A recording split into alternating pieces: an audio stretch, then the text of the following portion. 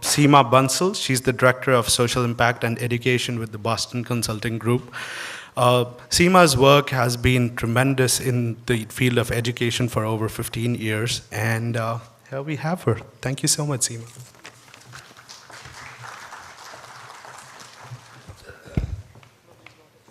So how will this will just go to presentation mode, Rahul? This will automatically, the slides will show up? Okay, wonderful. Good morning, everyone. Thank you so much for having me here. I personally feel like exactly the wrong person to be starting off in the day. I do a lot of work in education, but a lot of my work is in public schools, in government schools, and they are as far away from technology as one can imagine. There is no, most schools don't even have a single computer. Most kids, their parents may or may not have a smartphone, may or may not have a data connectivity on them. So when Rahul asked me to come and speak, I was like, Rahul, what do you want me to speak about? I have no experience.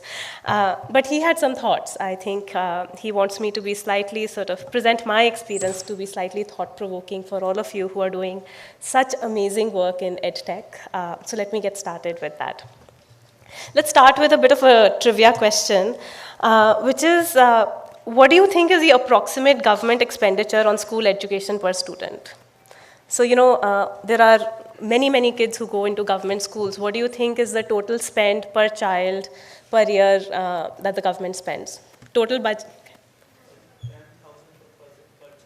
10,000 per child per year. Sorry? 2,000 per month per year. Around 30,000. Okay, fair enough. All right, so some of you have stolen my thunder. If you look at good states, I have done a lot of work in Haryana, Rajasthan. It is as much as 30 to 50,000 rupees per child per year. That's a huge amount of money, right? If you think about affordable private schools and the fees that they charge, 500 to 1,000 rupees a month, they're running at 6 to 12,000 rupees per month per child. So the government, if you just divide the total budget of the government for school education and the number of students who are studying there, it comes to this number. Varies a little bit from state to state. Some states like Bihar, UP may be lower. Some states are actually as high as 50,000 rupees. A lot of this money goes into teacher salaries and scholarships, but the number is still that, 30 to 50,000 rupees per child per year.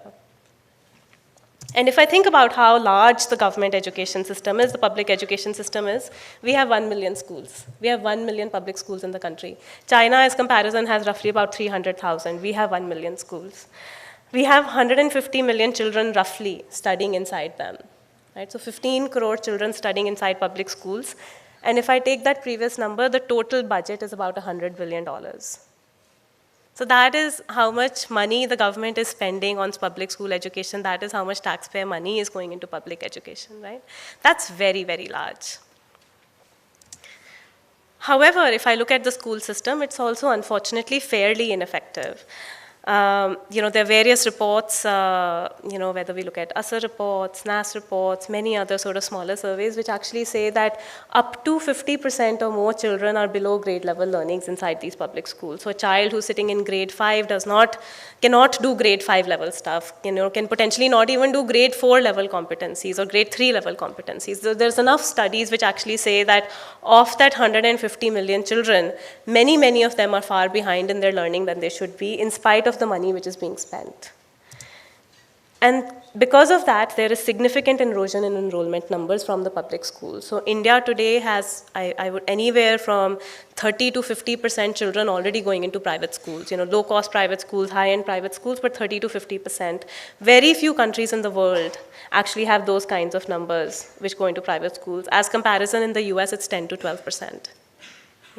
Most children tend to actually go to public schools around the world, except in a country like India, because our public school system is crumbling.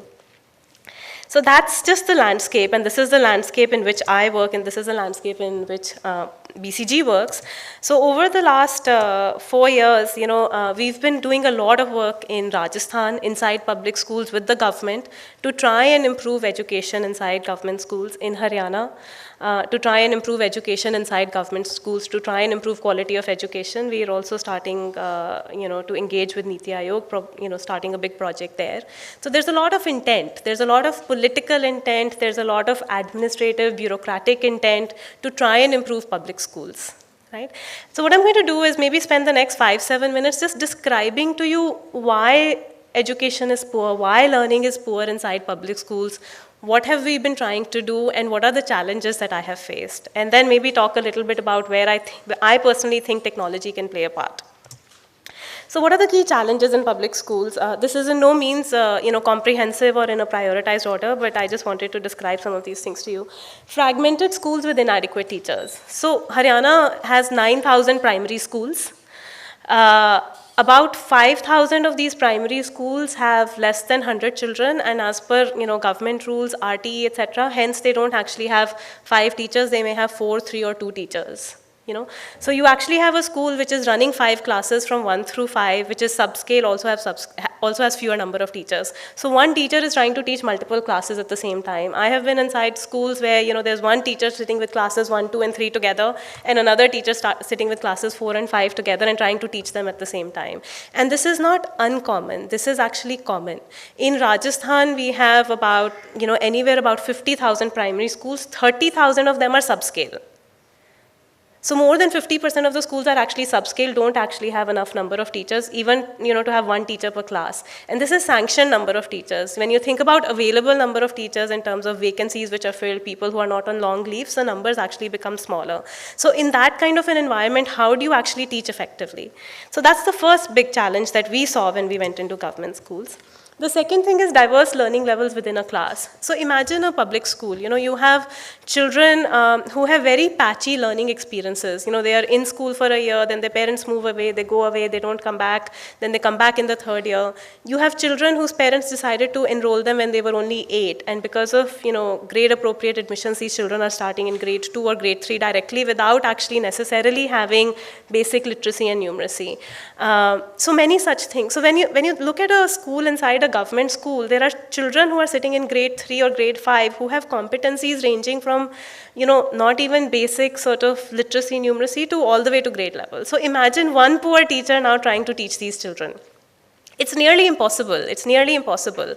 And then these children almost also have no academic support at home because of the families that they come from. They largely come from families who haven't had education. So how do you create effective learning in these kinds of scenarios?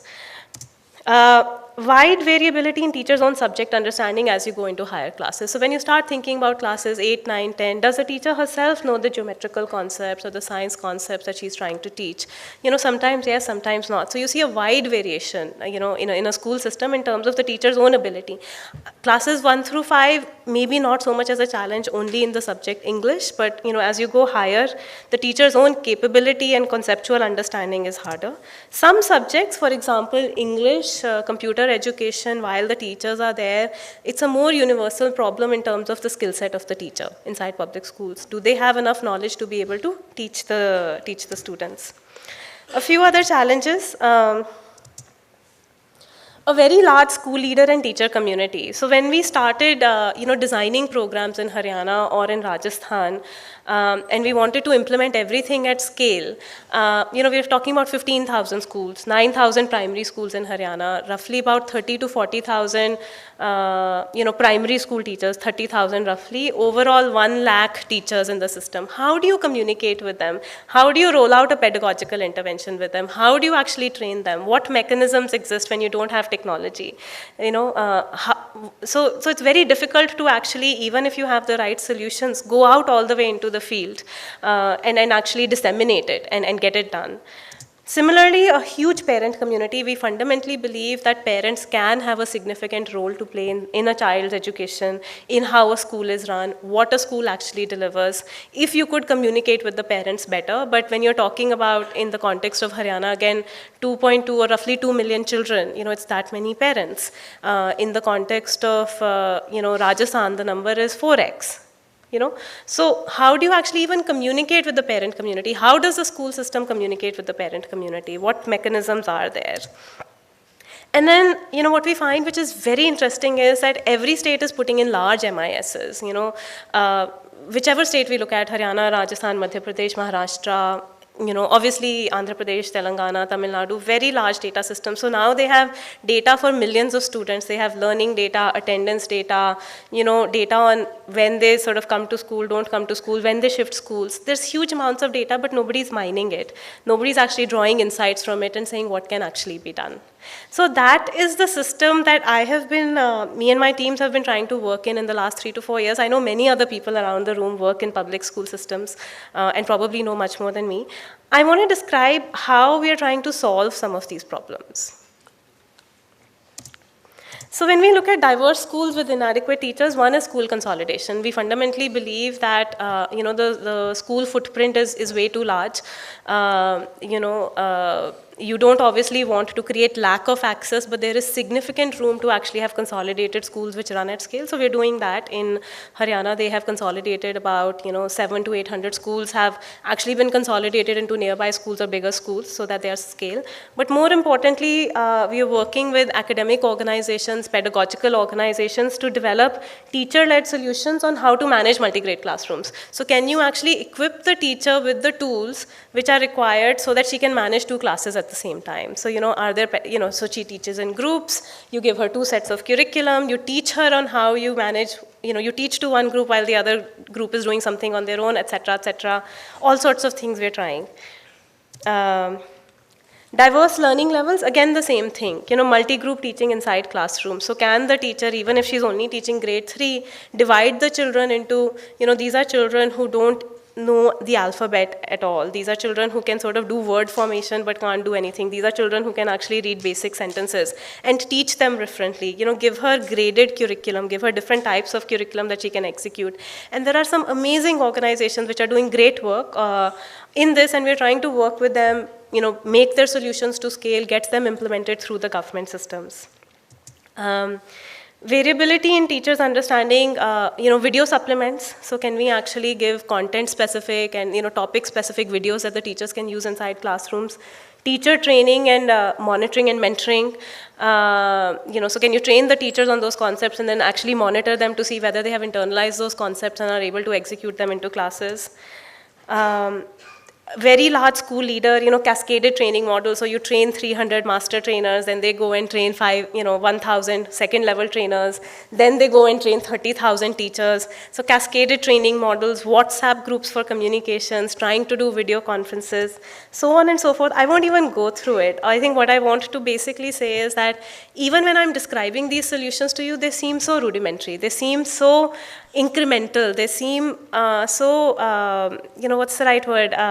Potentially, one can see why they would not be effective, right? And while we've been doing this for the last 3 to 4 years, when we implement these inside schools, yes, there are changes, yes, there are improvements in learning outcomes, but they are not sufficient. These kinds of interventions are so hard to implement, to get done, to design, to implement, and then yet they are not so effective. I mean, cascaded training models, 3 levels of training, the kind of information loss which happens by the time you get to 30,000 teachers is ridiculous, right?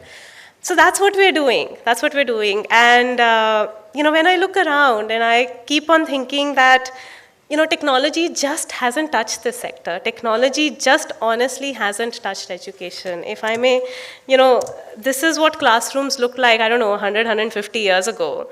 And this is what they look like today. Right? I mean, the only thing we've done is we've moved inside buildings. Honestly, this is what a public school actually looks like. So when I look at what technology has done for many other sectors, and then when I look at education, and from my vantage, which is working in public schools around these very large-scale systems, I just feel like, there aren't enough solutions out there. I think there are some wonderful experiments which are happening. 2 years ago, we did a full scan of technology-based interventions which we could bring into public schools for Haryana. We found some amazing things. We found some beautiful examples which are either subject specific or class specific, which one could try as pilots. Let me try this in 10 schools or 20 schools and see if it works in the government context, right? we did the same exercise literally 6 months ago for Rajasthan. We found some more things. But I haven't found solutions which I can take back to government of Haryana or government of Rajasthan and say, hey, do this in 9,000 schools across subjects, across classes, and it will work. Or at least do this for all of English. Or, do this for all subjects in middle schools. Because a government can't put in like 10 different solutions. They can't sort of say, here's a math solution for class 6, which is by a different organization, and here's a English solution for all classes, which is by a different organization. They can only do 2 or 3 things. And when you start looking for those 2 or 3 pervasive things, they don't exist. They don't exist. And I can tell you that everyone's looking. The government is looking. I know it's hard. It's a hard segment to break into, but they are actually looking.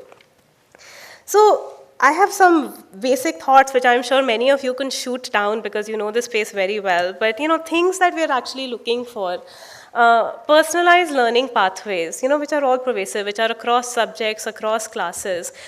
I mean, to expect a teacher to actually teach multiple grades at the same time inside a classroom, or for a teacher to actually be able to teach children at multiple levels at the same time is not possible. So recognizing the very large diversity of learning levels and constitutions of classrooms, can we create very simple, low-cost solutions which allow everybody to be in personalized pathways inside, it could be inside the school or at home, So that's one example. The second is in-classroom solutions that transition the teacher from an educator to a facilitator. And these are comprehensive solutions. They map back into NCERT books or, CBSE exams so that, because at the end of the day, that's what everybody gets graded on, right? So can we actually make the teacher a supporter and make the materials, the technology-based materials, actually the main sort of tool, the teaching learning material which is actually being used? Big data applications. You go to any state, they will share tons and tons of data with you. What insights can actually be drawn from that data? Right now, all they're doing is using simple, very simple MIS reports, and I think there is so much more which can actually be done there. Mass solutions for, bottom of the pyramid for English language, digital literacy, basic employability skills. Government has started vocationalization of school education works to some extent, but I think basic employability skills like interpersonal skills, how to interview, I mean, these are things which everybody needs, and they can be very pervasive. Mass interactive two-way communication channels with very rich functionality, which, for teachers and school leaders. Like I described to you, even when you have a solution, how do you take it to the grassroots level? How do you train people? How do you see what they're actually doing inside the classroom? Is it working or not? Course correction, all of that stuff. So these are just some if some of these existed, which could be worked into government school systems at scale, it would make what many government officers today are trying to do, significantly easier. Mass parent engagement models. Look, I mean, I totally understand that there are several challenges with this space. Firstly, we're talking about addressing the bottom half of India's population because those are the students which are going into public schools, right? And that is characterized by, what are the nature of devices that they own? Do they own smartphones or do they only own feature phones? Even if they have smartphones, do they have data connectivity on them? Is it consistent or not? Digital literacy is a significant issue, for this segment. Of course, I understand that. Inside schools, even if you have a solution, there's very poor infrastructure. Do they have computers, not have computers? How well are the computers maintained? Do they have power backups? I know that all of those are issues. And government as a stakeholder is very difficult to work with, and as a buyer, leaders change, whether they pay or not. There are many, many challenges one can imagine that one faces when working with the government. And hence, perhaps what all of this requires are, very different business models which work with a very different population, with a very different set of devices.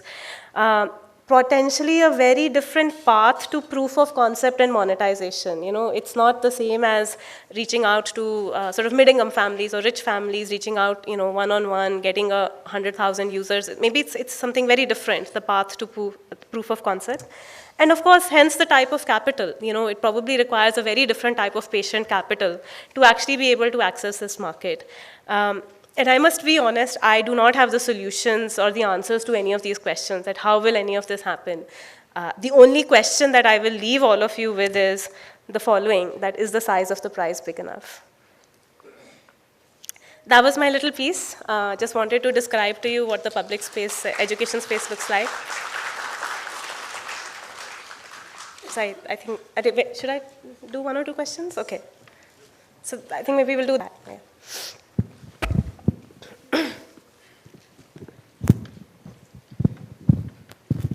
Hi, I'm Siddharth. I'm working in Samarthya. We are working on the implementation of right to education in government schools in Delhi. Implementation of? Right to education in government schools. Right. I have a question for you when you said about the consolidation of schools, right? The question is that suppose you are a woman living in a village of Haryana, in a very small village, and there are only 30 kids going to a school, and suddenly you get to know that the school is getting closed because of the lack of kids or lack of teachers. How would I feel? Yeah, how do you feel? And also, the right of your child to get educated is not being met, right?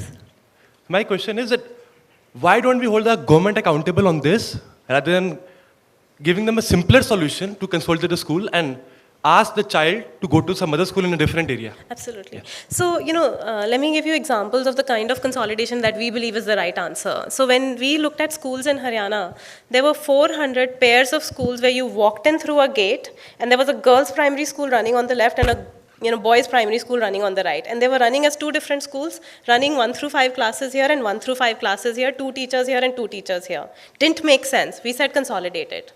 Right? So we were able to shut down 400 schools without having a child, except that girls and boys are going to the same primary school, and we checked to see that in the same village there's a middle school which is a mixed gender village. So it's not even a question of do the parents want to send their children to a girls and boys school. The second thing that we're doing in Haryana is we're basically saying if in the same village there's a primary school which is subscale, but in the same village there's a middle school and a senior school, can we consolidate the primary school with the middle school such that when there's a shortage of teachers in primary schools, middle school teachers can actually come and teach the children. So we are in no way advocating that schools should be shut down and students should actually travel faster. I know that there are some governments who are doing that, but that doesn't make sense. Even by doing things like this, vertical consolidation, same campus consolidation, you can reduce the number of schools in this country by 20% and yet not have a child travel further than where they were. So at least that's our view on school consolidation. So there was one question. Maybe, can you get a mic, please? Hi, I'm Aditi Jain, working with Learning Links Foundation, and we are working majorly into education, Pan-India, K-12, and higher ed also. So my question here would be, what would for you be the scope of analytics and predictive modeling in student assessment? Scope of analytics? Analytics and predictive modeling in student assessment. In student assessments, look, that's a very specific question. Like I said, I am neither a pedagogical expert nor an assessments expert. I'm a management consultant. But I think, look, so to my answer to this is that, there's a lot of assessment data which is now being collected, right? I mean, if I look at Haryana, they said they want to collect learning data on a monthly basis. If I look at Rajasthan, they have learning data, board results, all of it is actually being captured. And how does one use that learning data? Yeah, right. Firstly, what is the level of detail at which it should be collected? Should it be collected at a student subject level? Should it be collected at a competency level? And then how does one use that back for sort of either teacher training or identifying teaching learning materials? I think one needs to look at that. So, but the first question is, what do you want to do with that data? Secondly, then are you collecting the right data? Is it just to aggregate or disaggregate? And then thirdly, how do you take the insights back into teaching learning materials or teacher training or whatever it is. But as I said, I'm not a pedagogical expert, so that's my very basic view on this. Thank you so much. A couple of other questions. I think we'll... So, yeah, no, absolutely. Yeah. Hello, I'm Sudhir Gandotra, running a portal called bestbookbuddies.com. I would like to refer to your last slide, which I think has a very thought-provoking idea that in the new world that is there today and is happening, education also need to be delivered in a new way. And we need to think of new business models, new capital and all that. And I hope different speakers today would share this point and we will take it forward. One thing that we have been doing is, in this point, we were doing library automation for libraries in 15 countries on paid model. And we found that they didn't have the money. They just didn't have the money except for the best of the top ones. So we worked out a new model, which we are working now, is we give library automation free to everyone. Why I'm saying this is not my advertisement is that we need to think in a new way where we can collaborate on both sides of the table and find solutions and work out different business models of doing that. So if more people can take up this idea, I think this could probably give us some insight or some solutions going forward on this. Thank you. Thank you. Thank you for that comment. I think we'll take this one and this one. And so maybe these three, and then I think I will probably run out of time. So go ahead. Okay, hi. My name is Yogesh Kaushik. I'm representing Learn India Learn. That's a portal that we are building. So I had been technologist with most of the corporates earlier, including IBM for a very long time, and now I've just taken a dip. So before I ask the question, really thank you for putting most of these problems or challenges in the limelight, and I'm really happy to say that not only these, we are actually having a bigger list that we are addressing as part of the portal. So I would definitely look at. But one question that came to my mind, see, you have really looked at all the problems, which is mostly from the problem domain. If we just have to look at, from the solution domain, especially what the children are aspiring, that is not really coming out. So when we look at technology, I mean, by default, I look at, children who are as young as 2 years or 3 years, they get fascinated with devices and, all sorts of mobile devices.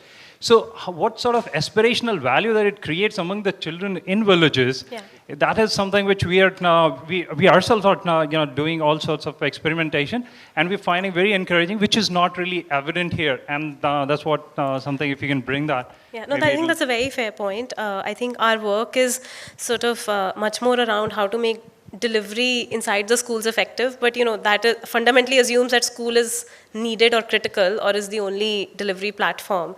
But there is a direct, parent and a child platform that one can actually access, right? And you're right, there's an aspiration that all these parents have, for their children, and there is a desire that all these children have, to learn and to do better. And how can one tap that? And if you start thinking about that, the solutions may be very different and may be direct to parents and direct to children and may not necessarily even need to go through the school. Whereas my focus is much more about how to make the school system more effective. So you're right, and I think that's a missing piece in this. So let's take this and that, and then, yeah. Hi, I'm Puneet from iDream Education and working almost exclusively in this place which you have just mentioned. Hi, Puneet. So very interested. Seema, one very important thing from the child psychology perspective that over all of these years and your experience, how have you seen that students actually connect to learning as a way of growth out of their situation? And do they really enjoy the process at all? Why are they in there? And the core questions of why the enrollments and the attendance drops, even the free food kept aside. So what is the student psychology, the way the society is changing in these government schools? Right. That's it's a hard question to answer, Puneet. Look, I fundamentally believe that these children are no different. Whether I have 2 kids at home, these kids are no different than my kids, who go into public schools. So, I think firstly, they have the same potential. They don't have the opportunity, they have the same potential. And if I was to think about, what do they enjoy learning? How do they enjoy learning? Do they want to learn? Their drivers will be very similar. Maybe the passion may be even higher because they want to break out of this thing, right? But one has to make it, one, interesting for them, useful for them. And secondly, interesting for them. And secondly, give them the feeling that this will lead to some place, which will make them more engaged, right? So, for example, again, I am not a pedagogist, but we were having this discussion. So, if I looked at, Haryana school books a few years ago, the English book started with A for apple, B for black, whatever, right? And then I was having this discussion with someone, and they said that, look, if you make the child realize that they already know 100 words in English, you call a ball, don't call it a gend, or you call a table, you don't call it a maze, right? And you make them realize that they already know English, the way they will engage with the language will be far better than trying to teach. And this is, again, me not being a pedagogist or curator. So I think education also has to become far more exciting and energizing for them, which, again, a teacher may or may not be able to do. And trying to get 30,000 teachers in Haryana, all of them to behave differently, is even harder. Right? So can we then, where does technology actually play a role in that, I think is, becomes again the key question. Sure, definitely. Thanks. I'm Lokesh Gupta. Just wanted to ask, have you ever evaluated the Kumon methodology to be implemented within schools? And what do you think about it? I mean, we've looked at Kumon. My kids used to go to Kumon. And I think what happens with each of these things is, we are not able to identify how to take a product and say, how do you make it, one, low cost enough, and how do you actually integrate it into the existing learning process that the school is following or the student is following. So if I was to take Kumon, how should I actually integrate it? Should I give it to the maths teacher? Because her job is also to follow that textbook which has a certain thing, So should she put away 2 hours a week to do Kumon and the rest of the time she should do the textbook? Or should we just take it out of the teacher's hands, give it into, the parents, or give it separately as after school materials? In that case, who will provide the support, right? So I think wonderful stuff exists, but how do you actually integrate it into the school day with the way the teacher thinks, with the materials that parents have, etc., that we're not able to understand. And I think hence the gap may be that solutions exist, but how will they work in this demographic and in this school system? That also needs to be proven for it to be integrated at large scale. So just as a follow-on, so if there was a Kumon first methodology in schools, do you think that could have solved the problem? If you just think out of the box. So one is the problem you're saying of integrating it within the current framework. Right. So suppose we assume for a minute there's no framework and there's a Kumon first framework in Haryana. Would that have solved the problem? I don't know Kumon well enough. I mean, I know that it goes through all the, the maths-related competencies in a very structured manner.